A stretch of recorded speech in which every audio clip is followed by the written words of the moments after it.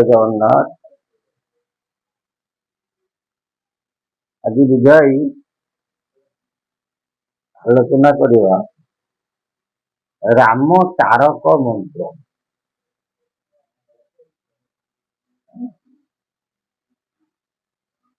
कहते गोटे कथार ओडिया ढेग अच्छी नाना मुनिकर नाना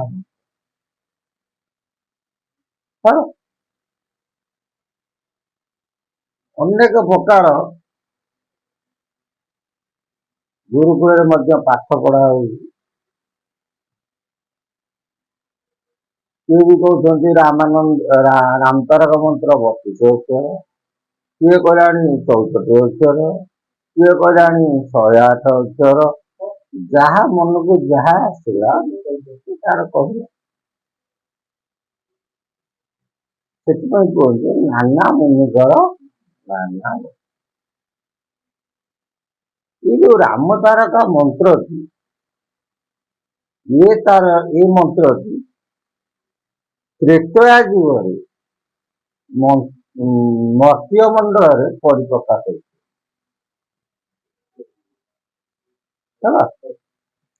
ये मंत्र थी स्वयं बजरंगबाली हनुमान ही जाने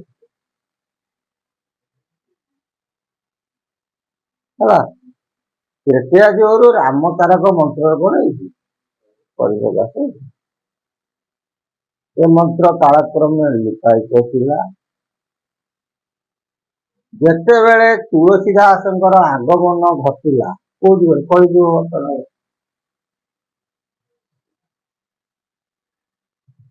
से समय तुलसीदास को ये मंत्र देते कि स्वयं बजरंग यही मंत्र बल तुलसीदास ये प्रभु कृपा वहन कर जहाफल से रामचरित मानस खंड कौन कले लिपिबद्ध प्रदंते यही कली जुगे आमर उपेन्द्र भंज आसते रघुवंश काव्य लिखिं उपेन्द्र भंज से राम तारक मंत्र द्वारा विभु कृपा लाभ कला ओडिया रघुवंश काव्य कौन कले रचना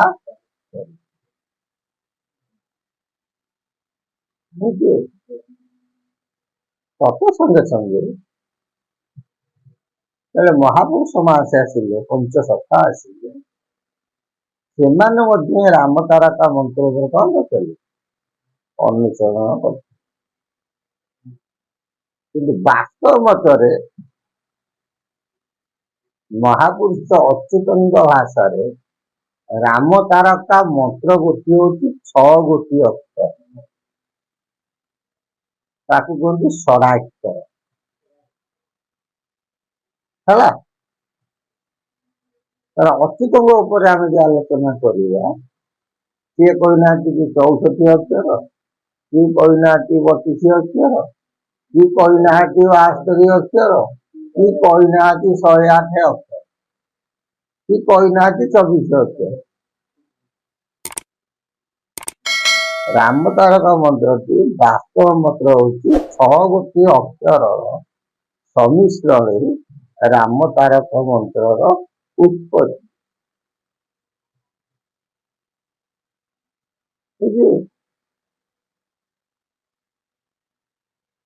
एटा आम मन गढ़ा कथा नुहे आरी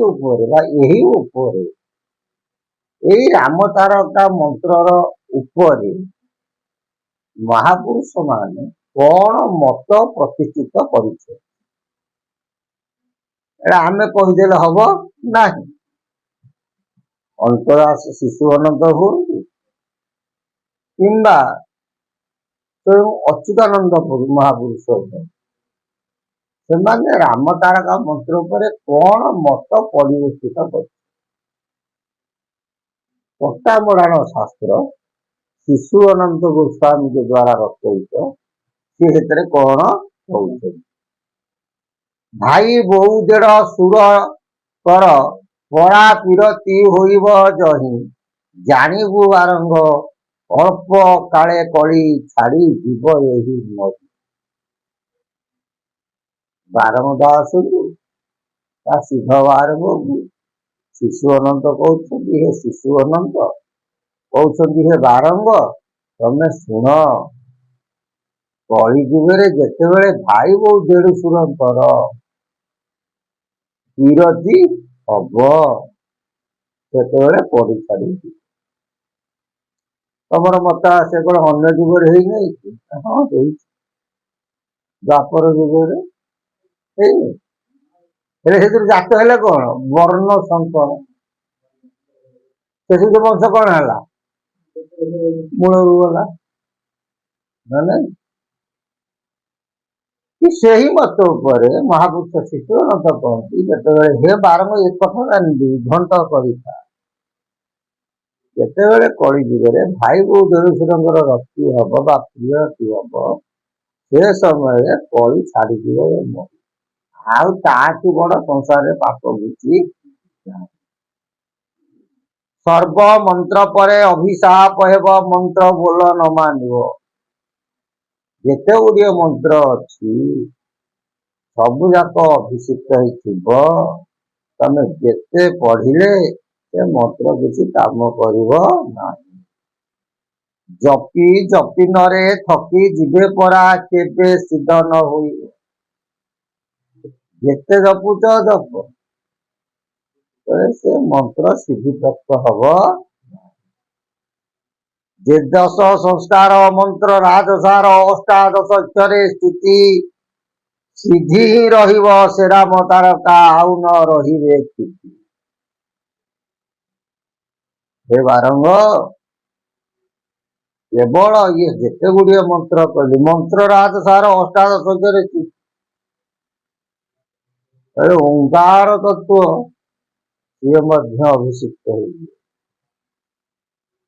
ହେଲା, ତମେ ଦେଖୁନ ସବୁ ମନ୍ତ୍ର ଓମ୍ ଓମ୍ ସବୁ କହୁନ ନା, ସେବା ଅଶୁଦ୍ଧି ହେଲା। ଓମ୍ ଟା ଉଚ୍ଚାରଣ କରିବା ଇଏ ମଧ୍ୟ ଆର ଗୋଟେ ଉଚ୍ଚାରଣ ସ୍ୱତନ୍ତ୍ର ପ୍ରଣାଳୀ ଅଛି।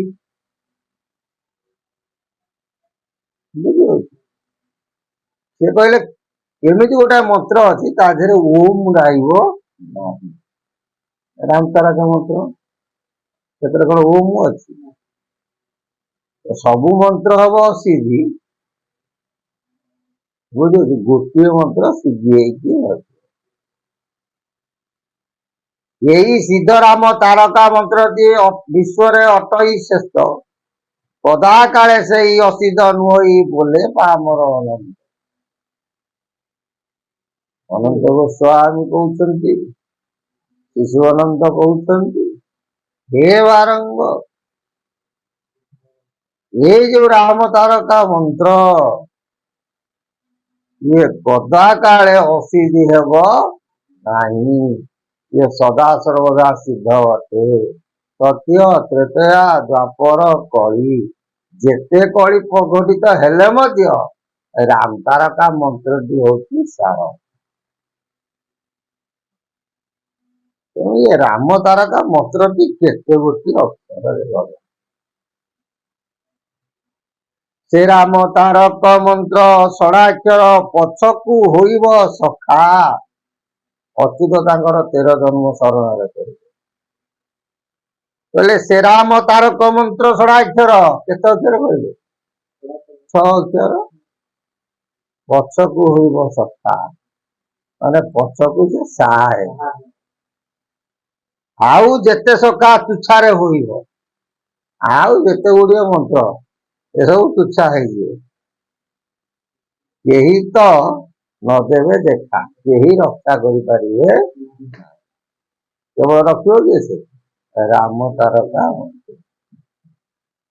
ରାମ ଷଡ଼ାକ୍ଷର ଗୋପାଳ 18 କାମ ରମା ବୀଜ ଦେଇ, ଯେ ଗୁରୁ ଜାଣନ୍ତି ଦାନ ମୁଖ୍ୟ ବୁଦ୍ଧି ଗତି ଶିଷ୍ୟ ବୁଝି ନ ପାରଇ। କହିଲେ ଏ ସୂତ୍ର ସବୁ ଗୁରୁ ଜାଣନ୍ତି ନାହିଁ। ରାମ ଷଡ଼ାକ୍ଷର, ରାମତାରକ ମନ୍ତ୍ର ହଉଛି ଷଡ଼ାକ୍ଷର, ଗୋପାଳ ମନ୍ତ୍ର 18 ଅକ୍ଷର, କାମ ବୀଜ ରମା ବୀଜ ଦେଇ, କାମ ବୀଜ ରମା ବୀଜକୁ ଯିଏ ଜାଣିଥିବ। ଯେ ଗୁରୁ ଜାଣନ୍ତି ଦାନ ମୁଖ୍ୟ ଗତି, ଯେଉଁ ଗୁରୁ ଏହାକୁ ଜାଣନ୍ତି ଶିଷ୍ୟ ବୁଝି ନ ପାରେ। କଳି ଯୁଗରେ ଏମିତି ଶିଷ୍ୟ ପାଇବେ ମିଳିବେ, ଗୁରୁକୁ ମଧ୍ୟ ପଟି ଚଢେଇବେ। ହେଲା, କଳି ଯୁଗରେ ଗୁରୁ ଯେମିତିଆ ଶିଷ୍ୟ ମଧ୍ୟ ସେମିତିଆ। ଆଉ ସବୁ କରିବ ମନେ ରଖିଥାଅ ଛୁଆ, ଗୁରୁ ଦ୍ରୋହୀ କସ୍ମିନ୍ କାଳେ ହେବ ନାହିଁ। ବ୍ରହ୍ମ ଏକାକ୍ଷର ଶ୍ରୀରାମ ତାରକା ମନ୍ତ୍ର ମଧ୍ୟ ଅଟେ ସାର, ଓଲଟ ପାଲଟ କରି ବୁଝାଇବେ ସଦଗୁରୁଙ୍କ ବିଚାର। ରାମ ତାରକ ମନ୍ତ୍ର ବ୍ରହ୍ମ ଏକାକ୍ଷର ମନ୍ତ୍ର, ଆକୁ କେବଳ ସଦଗୁରୁ ଜାଣନ୍ତି, ତତ୍ତ୍ୱଗୁରୁ ଜାଣନ୍ତି। ଗୁରୁ ମିଳିବେ ଅନେକ। ଉଦ୍ଧବ କେତେ ଗୁରୁ କରିଥିଲେ? 24 ଗୁରୁ କରିଥିଲେ, କିନ୍ତୁ ତତ୍ତ୍ୱ ଗୁରୁ ଜଣେକୁ କରିଥିଲେ। ବହୁତ ଶିଷ୍ୟ ବାହାରନ୍ତି, କହନ୍ତି ଉଦ୍ଧବ 24 ଗୁରୁ କଲେ ଆମେ କାହିଁ କରିବୁନୁ। ଉଦ୍ଧବ ଯୋଉ 24 ଗୁରୁ କରିଥିଲେ ସିଏ ହଉଛି କଣ ନା କର୍ମ ଗୁରୁ, କର୍ମବାଚକ ଗୁରୁ। ଉଦ୍ଧବ ସେମାନଙ୍କ ଠାରୁ କର୍ମ ରୂପକ ଜ୍ଞାନ ଅଧ୍ୟୟନ କରିଥିଲେ। ଶେଷ ମୁହୂର୍ତ୍ତରେ ପ୍ରଭୁଙ୍କ ପାଖରେ ଆତ୍ମସମର୍ପଣ କଲେ। ସେଥିପାଇଁ ଜଗନ୍ନାଥ ଦାସ କୁହନ୍ତି ସଦଗୁରୁ ଯେବେ ମାରେ ଗୋଇଠା, ଅନ୍ଧାର ଘରେ ଜଳେ ଗୋଇଠା। ଆଉ ଏତିକି ମନେ ରଖିଥାଅ, ଗୁରୁକୁ ନ ମଣିବ ନର, ଗୁରୁ ଯେ ସାକ୍ଷାତ ଈଶ୍ୱର। ଯେଉଁ ଶିଷ୍ୟ ଗୁରୁଙ୍କୁ ନିନ୍ଦା କରେ, ଗୁରୁଙ୍କ ପଛରେ ସମାଲୋଚନା କରେ, ତାଠାରୁ ସଂସାରରେ ମହାପାତକୀ ବୋଲି କେହି ନାହାନ୍ତି। ସେ ବ୍ୟକ୍ତି ବିଶେଷ ଯଦି ଦେବାଳୟ ଯାଏ, ଦେବତା ମାନେ ତାହାକୁ ଦେଖିଲେ ମଧ୍ୟ ଘୃଣା କରନ୍ତି। ସବୁ କିଛି କର, ହେଲେ ଗୁରୁଦ୍ରୋହୀ ହବ ନାହିଁ। ଆଉ ତମ ମାନଙ୍କୁ ଛୁଆ କହୁଛି ଗୋଟିଏ କଥା ମନେ ରଖିଥାଅ, ଯେକୌଣସି ଗୁରୁକୁଳ ହଉ ସଂସାରରେ ଗୁରୁ ହିଁ ଏକ। ତେଣୁ କୌଣସି ଗୁରୁକୁ ନିନ୍ଦା କରିବ ନାହିଁ କି ସମାଲୋଚନା କରିବ ନାହିଁ। ଯିଏ ଯାହା କରିବ ସିଏ ତାହା ହିଁ ଭୋଗିବ। ତେଣୁ ମନେ ରଖ, ରାମ ତାରକା ମନ୍ତ୍ର ହଉଛି 6 ଅକ୍ଷର। ହେଲା, ये 6 ଅକ୍ଷର ମନ୍ତ୍ର ଗୋଟି ସଦଗୁରୁ ଦ୍ୱାରା ହିଁ ପ୍ରାପ୍ତି ହୋଇଥାଏ। ଏ ମନ୍ତ୍ରକୁ ସମସ୍ତେ ଜାଣନ୍ତି ନାହିଁ। ସେଥିପାଇଁ କିଏ କହିବ 64, କିଏ କହିବ 32, କିଏ କହିବ 8, କିଏ କହିବ 16, କିଏ କହିବ 12, କିଏ କହିବ 72, ଯିଏ ଯେତେ କହୁଛି କହୁ। ଆମର ସେଥିରେ କିଛି ନାହିଁ। କିନ୍ତୁ ଶାସ୍ତ୍ର ପ୍ରମାଣ ଦିଏ, ବେଦ ପ୍ରମାଣ ଦିଏ, ମହାପୁରୁଷଙ୍କର ବାଣୀ ପ୍ରମାଣ ଦିଏ, ରାମ ତାରକା ମନ୍ତ୍ରଟି ଷଡ଼ାକ୍ଷର ମନ୍ତ୍ର। ବୁଝିପାରିଲ ନା ବୁଝିପାରିଲ? ତେଣୁ ଜୟ ଜଗନ୍ନାଥ। ସେଇ ପ୍ରଭୁ ରାମଚନ୍ଦ୍ର ପରମ ପୁରୁଷଙ୍କର ସଦିଚ୍ଛା ପୂର୍ଣ୍ଣ ହଉ। ଭୁଲ ଆନନ୍ଦେ କଆ ହରି।